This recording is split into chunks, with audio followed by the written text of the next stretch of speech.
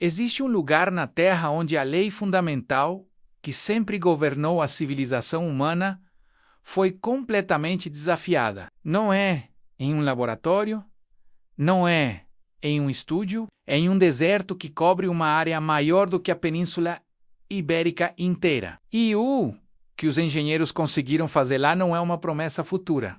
Já está acontecendo. Está funcionando e está reescrevendo absolutamente tudo o que acreditávamos saber sobre as limitações do nosso planeta durante séculos. Geógrafos e cientistas repetiram o mesmo mantra.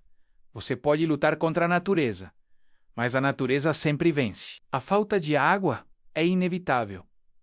Os desertos são permanentes. As civilizações ou seguem os rios ou desaparecem.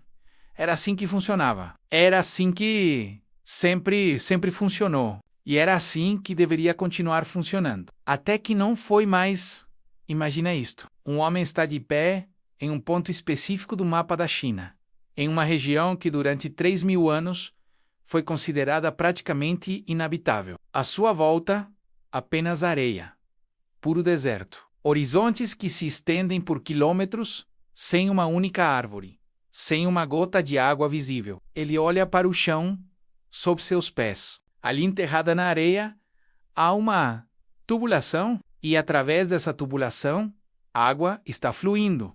Mas não é água de chuva, não é de um rio, é a água do oceano, transportada através de montanhas, através de desertos áridos, através de centenas de quilômetros de absolutamente nada, desalinizada, purificada. E agora criando vida onde antes havia apenas morte há uma década. Cientistas teriam chamado isso de impossível. Há 5 anos, teriam chamado de improvável. Hoje existem fotos de satélite que mostram a transformação e a pergunta não é mais se algo assim pode funcionar. A pergunta é: como ninguém viu isso chegar para entender como chegamos a este ponto extraordinário?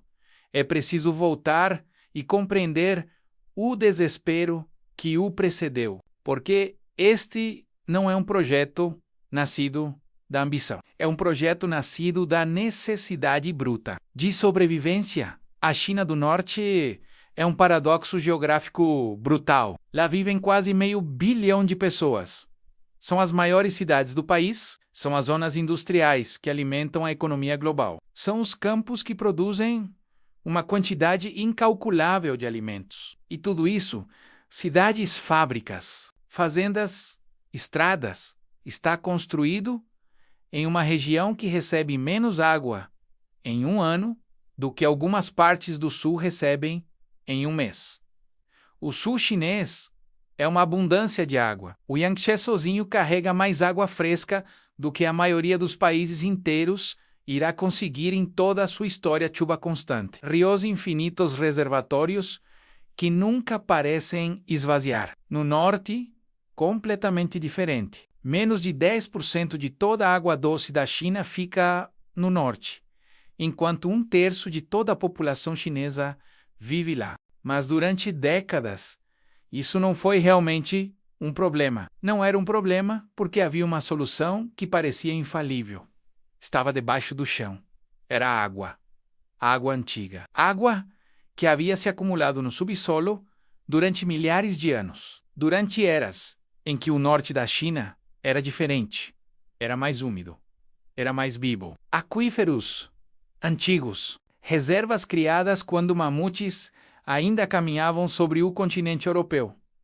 Então a China começou a bombear primeiro lentamente, depois desesperadamente, depois de forma frenética, bombas funcionando 24 horas por dia, 7 dias por semana, extraindo água que levou 5.000 anos para se acumular, removendo-a em meses. Poços que penetravam 100 metros se tornaram insuficientes. Então foram perfurados 200 metros mais fundo. Ainda não era bastante 300 metros, 400, e então, de repente, não havia mais nada para extrair. O bem estava seco, completamente e irrevogavelmente seco, e enquanto a água desaparecia do subsolo, algo terrível começou a acontecer acima. As cidades começaram a derreter.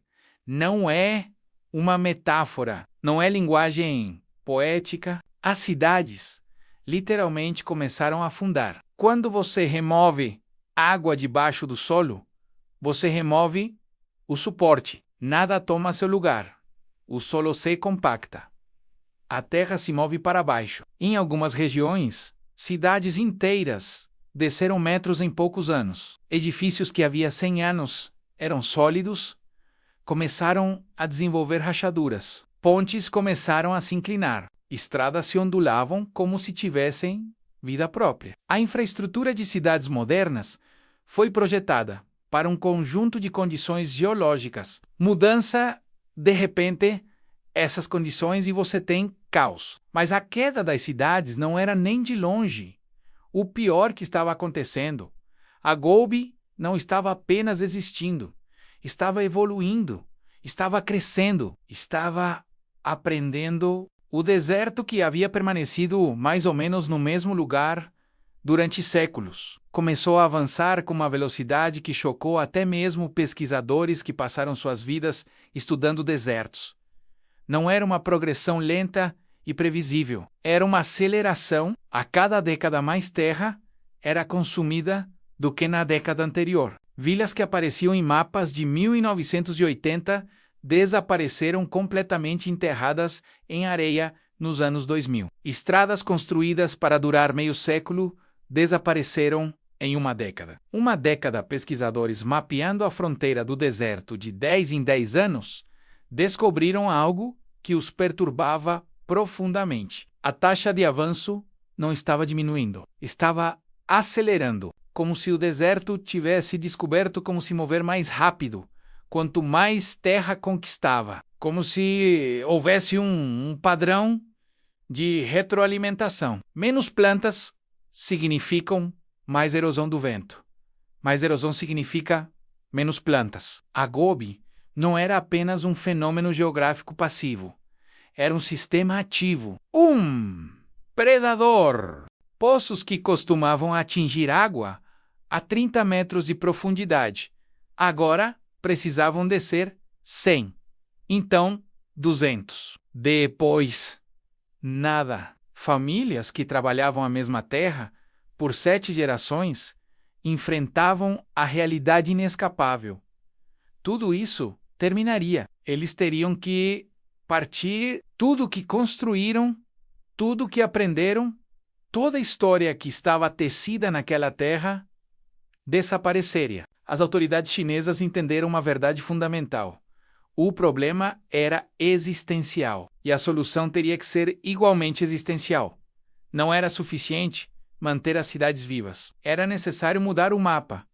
Então começou uma conversa que havia sido sussurrada há décadas, mas nunca realmente considerada. Se o sul tinha água demais e o norte tinha muito pouca, por que não simplesmente conectá-los?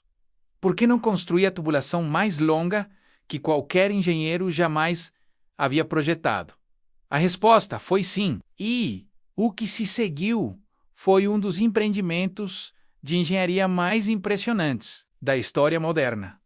O sistema que surgiu conecta dois mundos completamente diferentes através de rotas que atravessam montanhas, desertos e cânions. A principal artéria deste sistema, a Rota do Leste, segue a costa como um segundo rio artificial. Mas não é apenas um rio, é uma rede coordenada de canais, túneis, estações de bombeamento, sistemas de monitoramento em tempo real e infraestrutura que se estende por quilômetros e quilômetros de território vazio.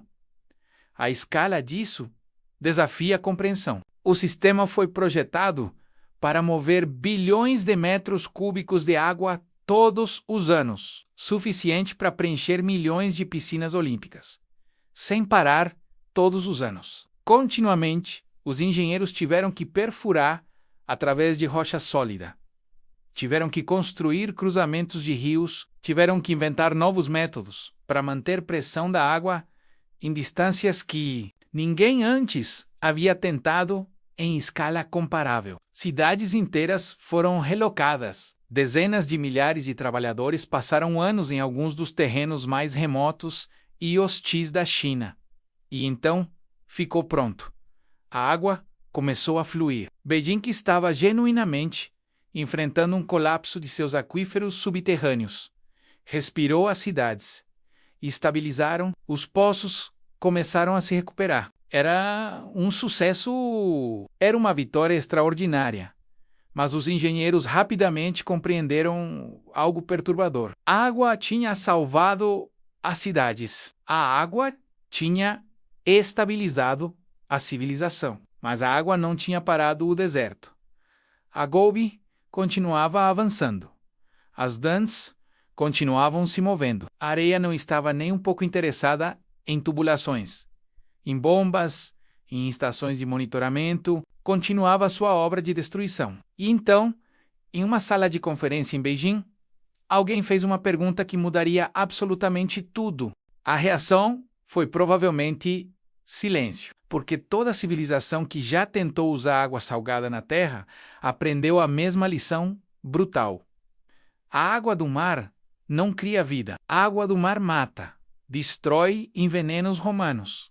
Sabiam disso quando conquistaram Cartago. Eles salgaram os campos especificamente porque queriam que nada crescesse ali novamente durante séculos. Água salgada não apenas falha em nutrir plantas. Ela extrai umidade das raízes, cristaliza no solo, transforma a terra fértil em uma crosta de sal onde nada sobreviverá por gerações. Então, mover água do oceano centenas de quilômetros para dentro de um deserto soava menos como engenharia e mais como sabotagem intencional. Soava como construir um câncer em uma região moribunda. Mas os engenheiros chineses compreenderam algo que mudou tudo. Eles não iriam despejar água salgada no chão. Eles iriam limpá-la. E a forma como descobriram como fazer isso eficientemente, em escala que ninguém havia conseguido antes, é exatamente onde a história se transforma em algo que você genuinamente não viu. Vindo água salgada, pesa mais do que água doce. Apenas um pouco. Mas quando você está empurrando bilhões de litros através de uma tubulação por centenas de quilômetros, aquele pequeno peso extra cria atrito massivo. Pressão aumenta. Calor se acumula. O sal corrói metal com uma velocidade que destruiria uma tubulação convencional em anos, não décadas. E há outro fenômeno que os engenheiros temem mais do que qualquer outro, quando uma bomba gigante, de repente, para bilhões de litros de líquido pesado, em movimento desesperado, não tem para onde ir. Toda aquela água se choca contra a próxima válvula fechada com força suficiente para rachar tubulações de aço industrial como se fossem feitas de papel. Então os engenheiros tiveram que criar revestimentos especiais para tubulação que resistem à corrosão de sal, da maneira que escudos térmicos resistem ao calor extremo da reentrada atmosférica. Tiveram que coordenar estações de bombeamento ao longo de centenas de quilômetros para pusarem água em ondas coordenadas, nunca pressionando tudo de uma vez. Tiveram que tecer sensores através de toda a rede que detecta fraquezas, formando na parede da tubulação antes que se tornem rupturas catastróficas. Tudo isso tinha que ser testado antes de poder ser confiado em escala completa. E uma oportunidade perfeita apareceu de uma direção completamente inesperada do outro lado do planeta. Outro país enfrentava a mesma crise. Deserto, falta de água, civilização ameaçada. E os engenheiros chineses se ofereceram para provar que sua tecnologia, o que eles construíram, foi extraordinário. Uma rede de tubulação moderna atravessando centenas de quilômetros de deserto onde não há estradas, sem infraestrutura existente, em temperaturas que flutuam de extremamente quentes, durante o dia próximas ao congelamento à noite. Estações de bombeamento construídas do zero no meio de absolutamente nada. Materiais anticorrosão do mesmo grade, usado nos ambientes industriais mais extremos do planeta. Sensores monitorando cada centímetro, enviando dados continuamente para centros de controle, centenas de quilômetros de distância, e está funcionando.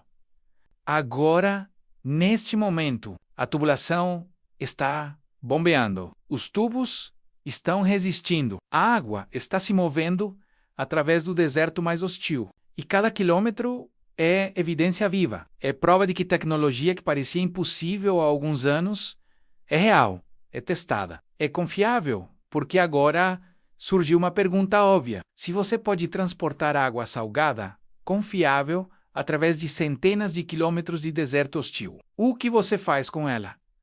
Quando chega onde precisa o deserto, tem um nome que traduz dependendo de quem você pergunta. Para aproximadamente, você entra, você não sai, é um aviso, é uma ameaça, é um fato geográfico.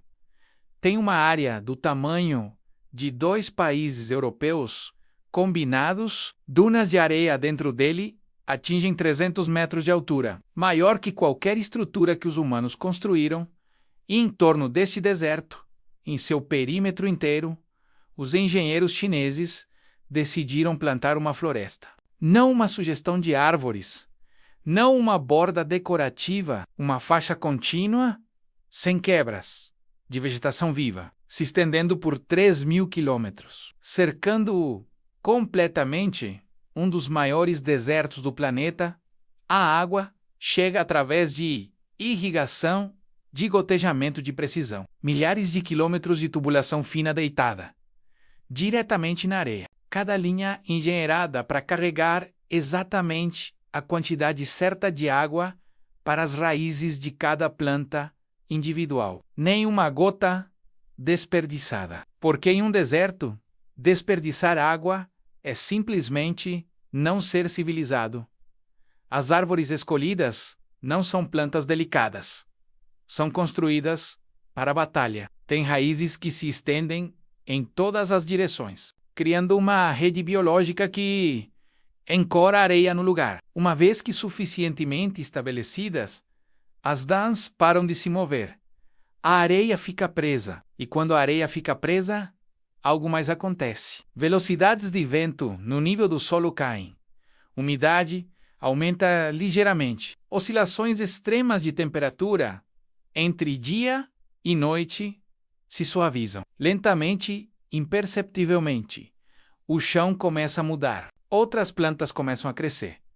Animais retornam. Solo começa a se formar onde havia apenas areia nua. A água, alimentando tudo isto, vem de um sistema que combina a tecnologia de tubulação de longa distância com desalinização no local. A pressão alta naturalmente gerada pelo transporte de água através de centenas de quilômetros pode ser usada diretamente para forçar água salgada através de membranas de filtração que removem o sal. A água limpa vai para as linhas de gotejamento. O sal extraído é coletado e vendido para uso industrial.